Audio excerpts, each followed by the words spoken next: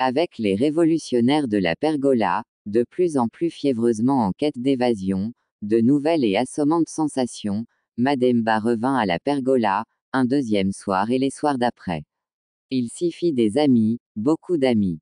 Natogon Diaye, le tenancier du bar en fut le premier. Subtilement, comme tous les gens du métier face à un nouveau client, il avait vite fait de gagner la sympathie du jeune homme. Il lui confia tout sur ses origines, son passage au Prytanée militaire, la disparition tragique de son père, son statut d'étudiant boursier, sa quête de lui-même. Phama Dieng, la plantureuse rombière que tous les habitués du troquet appelaient familièrement Phama Yeungul, à cause de sa manière de marcher en faisant vriller son volumineux popotin, en fit son protégé, après une torride nuit de dépucelage. Il y avait aussi Mansour Ba, le cinéaste dans l'attente d'un premier producteur, Sidat Diouf, l'architecte postmoderne, Ndiogu Faye, le journaliste indépendant, Sitafa Sen, le professeur de philosophie, Badaran Diaye, le gaucho-anarchiste, politologue à ses heures perdues. La pergola était pour ces intellectuels bohémiens, une sorte de quartier latin, le refuge le plus sûr pour leurs houleux débats nocturnes sur le Sénégal et le monde, très loin des boîtes huppées où se bousculait la jet-set dakaroise. Autour de grouillait une foule de mandaris, des pochards assoiffés, prêts à troquer le peu qui leur restait encore de dignité, contre un demi de vin ou une pinte de bière. Ils buvaient les élucubrations des révolutionnaires comme si elles étaient des paroles d'évangile, ou des versets de Coran. Cela amplifiait leur ivresse, dans tous les cas. Le cercle des révolutionnaires prenait immuablement ses bruyants quartiers autour de la table blanche dressée dans la cour, sous le flamboyant. Le soir où Mademba intégra le groupe, la discussion portait sur la très grave crise économique et sociale qui secouait le Sénégal depuis 3 ans. La situation était tout simplement catastrophique. La sécheresse qui, depuis 1970, s'était implacablement abattue sur le pays, 3 hivernages de suite, avait ruiné sa production d'arachides, sa seule spéculation agricole de rente. Elle avait aussi hypothéqué les récoltes de mil, la base alimentaire du monde rural. Dans les campagnes, des paysans sédentaires mouraient de faim. Des éleveurs nomades, viscéralement attachés à leurs bêtes, se suicidaient, ne pouvant supporter de les voir s'effondrer et agoniser, sous leurs yeux désabusés, sur des pâturages nus, des sols desséchés et profondément craquelés. Dans les villes, le sinistre était une réalité concomitante. Les populations citadines ressentaient, dans leur ordinaire, les ravages de la sécheresse en milieu rural.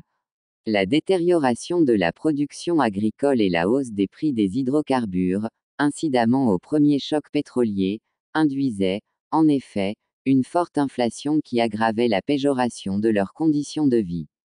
Ce pays est foutu, maugréa Badaran Diaye. Après nous avoir imposé son inepte et coûteux festival mondial des arts nègres, il ferait mieux de travailler au développement de ce pays qu'il avait demandé qu'on lui confiât à l'indépendance, plutôt que de continuer à nous tympaniser à longueur de discours avec sa négritude de façade et sa soi-disant civilisation de l'universel. Là, je te rejoins, Badara, renchérit Sidat. Senghor est mon parent, nous sommes de la même ethnie. Mais je ne peux pas comprendre, ni accepter, qu'il s'acharne à vouloir nourrir de culture, de creuses et sonores palabres françaises, un peuple qui a le ventre atrocement vide. Il rêve debout, en nous promettant que Dakar sera comme Paris en l'an 2000 à Toum Natangela comme il le fait dire et chanter par ses dithyrambes. En attendant, nous sommes au fin fond d'un noir gouffre. Et ce ne sont pas ces poèmes incantatoires qui vont nous en sortir, ironisa Mansour. La bande fut unanime à déplorer les insuffisances et manquements des politiques en œuvre depuis l'indépendance acquise 13 années plus tôt. De fait, rien de consistant n'avait été ajouté aux infrastructures de base laissées par le colonisateur dans les domaines ferroviaires, portuaires, routiers, etc. L'agriculture était toujours dominée par l'arachide qui reléguait les cultures vivrières à l'arrière-plan. Un encadrement trop rapproché étouffait le monde rural et développait en son sein une certaine mentalité d'assisté. La fixation administrative des prix et leurs subventions encourageaient une propension urbaine à consommer, surtout étranger. Elles induisaient une distorsion au détriment des cultures vivrières et de l'objectif global de l'autosuffisance alimentaire que l'on était supposé viser depuis l'indépendance. Dans le même registre, parce que surprotégée sur son propre marché, l'industrie avait fini par s'ankyloser. De lourds frais généraux, le manque d'investissement pour son renouvellement et la non-qualité avaient rendu sa production moins compétitive que les importations qui, de surcroît, entraient dans le pays par des voies plus frauduleuses que régulières. Beaucoup d'hommes d'affaires et politiques, parmi ceux que l'on avait cherché à faire émerger sur l'échiquier économique national, ne se montrèrent point à la hauteur. Au contraire, ils contribuèrent à l'accentuation de la crise de leur source de financement, un système bancaire dont la gestion était des plus laxistes et corrompus. La France est la source de tous nos malheurs. Elle a exploité nos pères durant la colonisation. Nous sommes censés être indépendants maintenant, mais c'est toujours elle qui régente ce pays qu'elle continue de saigner à blanc. Et comble de traîtrise, en ces moments critiques, contrevenant à ses engagements, la voilà qui arrête de garantir les cours des produits de base, obligeant Senghor à réduire les prix payés aux paysans producteurs d'arachides, alors que tout ce que nous importons de France est d'ailleurs renchéri. Notre cher président a bien raison de s'élever contre la détérioration des termes de l'échange, par la faute première de l'ancien colonisateur. C'est ça la France, et il y a fort à craindre qu'elle nous fasse pire encore, dans les années à venir. Mansour fulminait ainsi, au bout de son long diatribe. La France. D'accord, elle est pour beaucoup dans ce qui nous arrive, mais pas pour tout. Il nous faut accepter de voir la réalité en face et de convenir de nos responsabilités. Et quand je dis « nous », c'est tout à la fois les paysans, les simples salariés, les cadres de l'administration et du privé, les opérateurs économiques, formels comme informels, et la puissance publique, Asena Ndiogou Faye. Des rapports dressés sur le Sénégal, et dont le journaliste avait certainement eu vent, lui donnaient raison sur bien des points. Il y apparaissait que les dettes extérieures contractées par l'État, tout au long de la décennie précédente, avaient plutôt servi à des dépenses de prestige, à assurer un sémillant train de vie à l'État, à entretenir une fonction publique pléthorique et à subventionner des entreprises publiques et parapubliques déficitaires et sans perspective, des canards boiteux en somme. Ces rapports montraient également que, comme leur État et avec lui, toutes les catégories de Sénégalais vivaient bien au-dessus de leurs moyens, en consommant plus que ce que leurs revenus réels pouvaient leur permettre. Cette propension allègrement dispendieuse était favorisée par la forte subvention des prix des produits de première nécessité et de consommation courante, importés ou non. Elle l'était également par l'importance des fonds publics distribués en prébende et dilapidés au détriment de l'investissement dans l'économie réelle et dans les services sociaux essentiels aux populations. Je n'en démords pas. Tout ce qui nous arrive est de la faute de Senghor, et de personne d'autre. Il avait demandé et obtenu le pouvoir, il doit aujourd'hui assumer, sans partage, la responsabilité de toutes les tuiles qui continuent de tomber sur nos pauvres têtes. Mais le voilà qui, au lieu de reconnaître ses fautes de gouvernance et de gestion économique, se défausse sur les partis clandestins, les associations de la société civile et religieuse qui dénoncent sa politique antinationale et antidémocratique. Mort ou vif, nous ferons triompher la révolution, par le peuple et pour le peuple. S'écria Badara Ndiaye, le gaucho anarchiste. Les doubles whiskies ingurgités exacerbaient son irritation envers le pouvoir. Savez-vous ce qu'il faut faire pour que tout ce bordel cesse et que l'on sorte du sous-développement? Interrogea, à la ronde, Sitafa le philosophe. Je vous le donne en mille. Il nous faut prendre de la graine auprès des Asiatiques. Ils étaient aussi pauvres que nous, sinon plus, au moment des indépendances, les voilà aujourd'hui qui ont décollé et qui nous ont déjà dépassés. La nature est sans doute plus généreuse avec eux, dans certaines zones, poursuivit Sitafa. Mais cette explication n'est pas suffisante. Ils sont en train de s'extirper du sous-développement en faisant valoir leurs vertus et valeurs intrinsèques, leur sens du travail bien fait, avec rigueur et discipline. Ils sont sur cette voie positive, sans qu'il y ait toujours derrière eux quelqu'un pour les aiguillonner, parce que le grand nombre le veut, parce qu'il y va de son intérêt, individuel et collectif.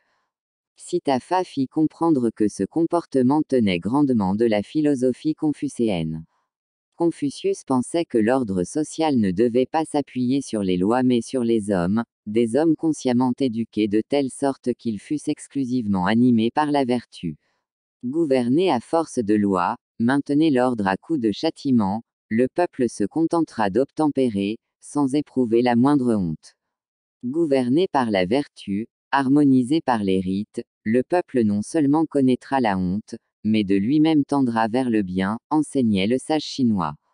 Mademba qui, jusque-là ne s'était pas mêlé à la conversation, quelque peu intimidé, ne put s'empêcher d'y ajouter son grain de sel, pour appuyer les positions philosophiques de Sitafa.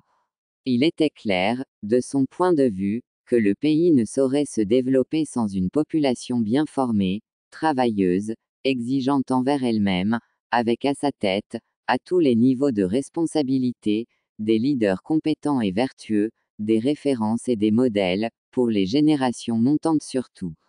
Seulement, ajouta-t-il, j'ai le pressentiment que le Sénégal et tous les autres pays africains dans la même situation de crise et de très lourd endettement public ne vont pas tarder à avoir les gendarmes de l'économie mondiale sur le dos. La Banque mondiale et le Fonds monétaire international sont maintenant les chiens de garde des intérêts des pays industrialisés, les anciennes puissances coloniales comme les autres. C'est sous leurs auspices qu'ils entretiennent leur domination sur les pays pauvres et la spoliation de leurs richesses naturelles au seul bénéfice de leur course effrénée à la croissance. C'est sûr, et même certain, que nos dirigeants vont les solliciter pour qu'ils les aident directement à boucler leur budget déficitaire et à garantir les emprunts qu'ils continueront, encore et encore, de contracter auprès des bailleurs de fonds bilatéraux et multilatéraux. Oui, ils recevront les sous, des milliards et des milliards de dollars, en droits de tirage spéciaux, d'autant plus faciles à générer qu'ils découlent d'un simple jeu d'écriture, avec pour gage les immenses potentialités africaines. Mais ils vont rembourser beaucoup plus qu'ils ne devront réellement. Et les conditions qui vont leur être imposées, pour qu'ils rendent gorge, à tous les coups, seront telles qu'une lourde hypothèque sera posée sur leur développement économique et social. Pour le remboursement de la dette, capital et intérêts réunis, mais également pour nous maintenir, à dessein, dans la vulnérabilité, la Banque mondiale et le FMI vont imposer aux États des coupes sombres dans leurs dépenses, au grave détriment de secteurs aussi essentiels au développement que la santé, l'éducation, la formation et l'agriculture. Et ils les obligeront à ouvrir leur marché à la concurrence inégale de produits du Nord et asiatiques, ce qui va complètement laminer leurs tissus industriels embryonnaires, les tuer dans l'œuf. Mais, dis donc boy, tu m'en bouches un coin. Serais-tu économiste? L'interpella Mansour le cinéaste, accompagnant ses propos d'une tape amicale sur l'épaule de Mademba. Pas le moins du monde. Je m'intéresse tout simplement à ces questions, et je lis beaucoup. En fait, je suis étudiant en histoire à l'université, répondit Mademba. Je m'intéresse en particulier à la sociologie historique. C'est une discipline qui étudie les phénomènes sociaux, notamment politiques, économiques, culturels, etc., qui se sont produits dans l'histoire, tels qu'ils ont été humainement vécus par les populations en elles-mêmes et dans leur rapport contextuel avec les tenants du pouvoir, des différents pouvoirs plutôt.